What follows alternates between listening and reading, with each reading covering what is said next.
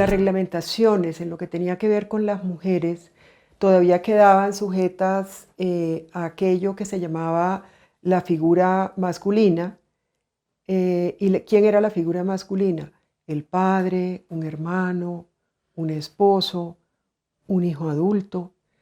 Y cuando las mujeres contraían matrimonio, quedaban nuevamente sujetas a otra figura, que era la figura del esposo. Cuando yo miro casos, por ejemplo, de los 245 casos tramitados, eh, ellas incluso en la documentación, pero en el discurso, ellas aparecían como dependientes, apolíticas e indefensas. Y ellas, las mujeres, utilizaban estos discursos estratégicos cuando iban a argumentar. Ellas siempre decían, yo, sexo débil. El sexo débil también lo utilizaban ellas. Y lo utilizaron muchas veces como recurso estratégico cuando apelaban al monarca.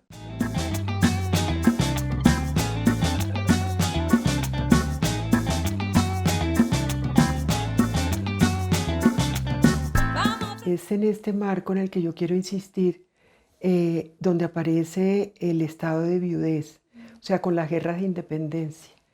Y el estado de viudez para mí fue importante identificarlo porque lo que yo llamo estado de viudez real o aparente. Con el estado de viudez la mujer adquiere capacidad civil plena. Y es a partir de ese momento en donde ellas, digamos, de alguna manera, tienen un espacio mayor de participación. Si bien ellas se podían describir como dependientes, apolíticas e indefensas, en la documentación, lo que realmente sucedió es que ellas sí se insinuaron repetidamente como actoras en el campo político. En esta condición utilizaron el discurso para protestar por los efectos de la guerra en la vida de sus familias. Y cuando las circunstancias lo meritaban, también argumentaron que se encontraban separadas de los temas políticos. Con los hombres en la guerra, ellas de alguna manera ya ellas habían aprendido una cantidad de habilidades en el comercio, en los negocios. No es que ellas totalmente no formaran parte de esto. Y con el estado de viudez, ellas entraron de manera mucho más fuertes en la administración de bienes, en el comercio y en los negocios.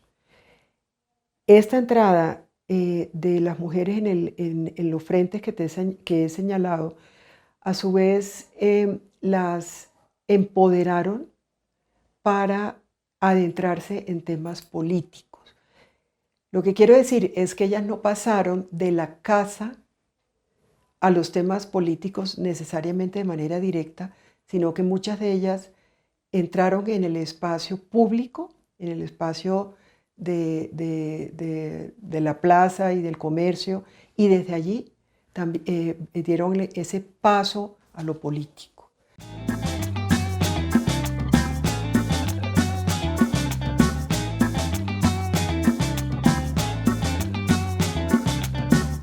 Podría señalar que las mujeres que murieron durante las independencias no murieron por los efectos generalizados de la guerra, sino porque realmente estaban participando. O sea, ellas fueron ajusticiadas, fusiladas, incluso en algunos casos decapitadas por estar en acciones de guerra. Tenemos también las tertulias. Entonces, regularmente se cree que las tertulias eran organizadas por las mujeres para que los hombres se reunieran para tratar los temas de la nación. Esto parcialmente fue así, no totalmente. Encontramos, por ejemplo, tertulias de Catalina Tejada, la esposa de José Acevedo y Gómez, de Andrea Ricaurte de Lozano, que convirtieron sus hogares en sitios de encuentro de patriotas durante la Reconquista española. Estoy hablando de fechas muy específicas. Hay una muy simpática, un panfleto político que le llamaban Las Brujas.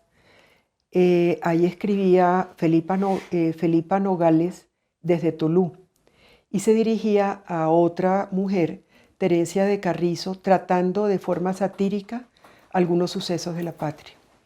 En Bogotá, en Santa Fe, Rosalía Zumalave, madre de los Almeida, reunía a gente en su casa, incluso clérigos. ¿Quién era Rosalía Zumalave? Era la madre de los Almeida que dirigían las guerrillas de los Llanos y del Valle de Tensa. En Cartagena, Vicenta Narváez, viuda de lo que se llamaba el traidor Germán Piñeres, reunía en su casa a todos los que se habían estratégicamente acogido al Real Indulto. En cartas reservadas que yo revisé en los archivos de papeles de Cuba, en Sevilla, Sámano hablaba de estas reuniones y hablaba de esta mujer. Y decía que doña Vicenta reunía a los insurgentes que habían sido desterrados de la capital. Estos insurgentes a los que él se refería se habían acogido al indulto real y gozaban de libertad. Por eso se reunían en casa de doña Vicenta.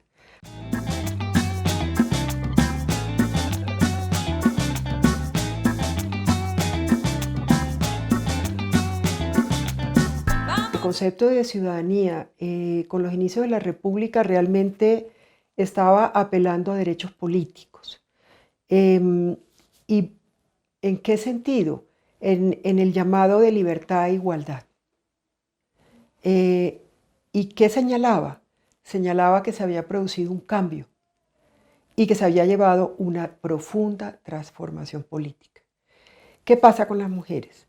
Que en la década del 10 a ellas se les reclama deberes con la patria. Ellas fueron convocadas para defender a la patria. No solamente convocadas, sino que ellas también aportaban recursos económicos. Estaban administrando bienes y capitales en negocios grandes y pequeños, o sea, las posibilidades de cada una, y ellas hacían aportes económicos. Entonces, hasta 1821 se recurría a ese uso. No solamente ellas se llamaron así ciudadanas, sino que fueron llamadas como ciudadanas. Cuando se escribe la Constitución en 1821, en la Villa del Rosario de Cúcuta, se reunieron 57 hombres. Esos 57 hombres definieron, digamos, los parámetros que iban a guiar la nueva nación. Y en esos parámetros las mujeres no quedaron contenidas a título propio como ciudadanas.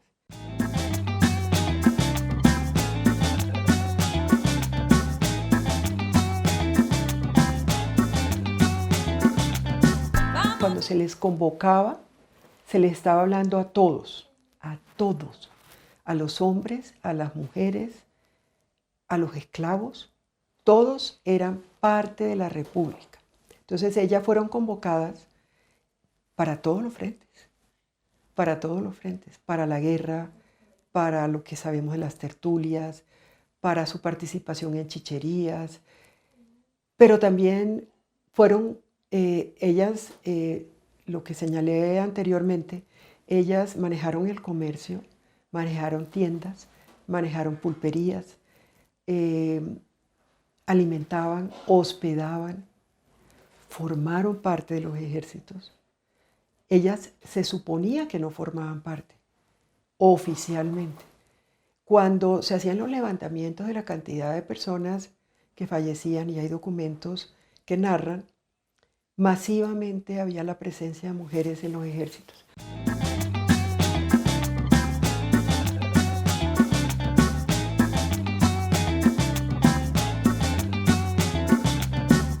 En este momento ocurre algo bastante desafortunado, y es que de alguna manera esa serie de discursos que se producían desde el Estado, desde la Iglesia, que el discurso de la Iglesia es la mujer es el sexo débil, la mujer está adscrita a un familiar masculino, que a su vez se representó en las leyes que hemos mencionado. En este momento hay un agravante, y el agravante es que entra una justificación no solamente de una debilidad mental, sino también física sobre la mujer. El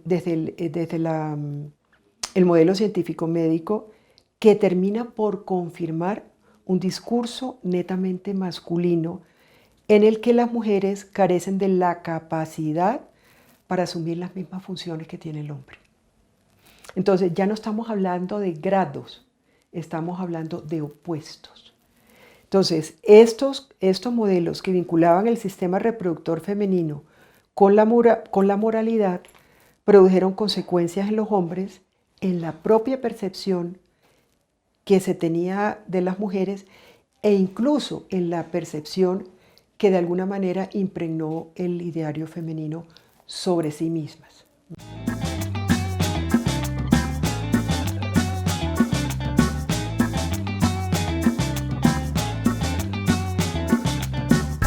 Sobre el otro escrito que tú me mencionas, el de las damas de Bogotá al Congreso, yo creo que si bien las mujeres de manera oficial no se opusieron a que fueran a ser dejadas por fuera, de alguna manera ellos ya habían aprendido el discurso de la manifestación, digamos como de la presentación en lo político. Y si bien lo usaban con cuidado y ya no utilizaban, ellas no se llamaban ciudadanas, ya no lo hacían. Pero de alguna manera sí incorporaron en el que dije ahorita y también en este. Ellas dicen, nunca se ha negado por personas sensatas que nosotras las mujeres tengamos parte en los negocios públicos. Las historias de todos tiempos lo acreditan, empezando por la sagrada, apelan a la religión, y concluyendo con la de nuestros últimos tiempos. Usamos de este preámbulo para que no seamos tratadas de garleras o entrometidas, como algunos necios nos suelen llamar, cuando hablamos y discurrimos en materias graves.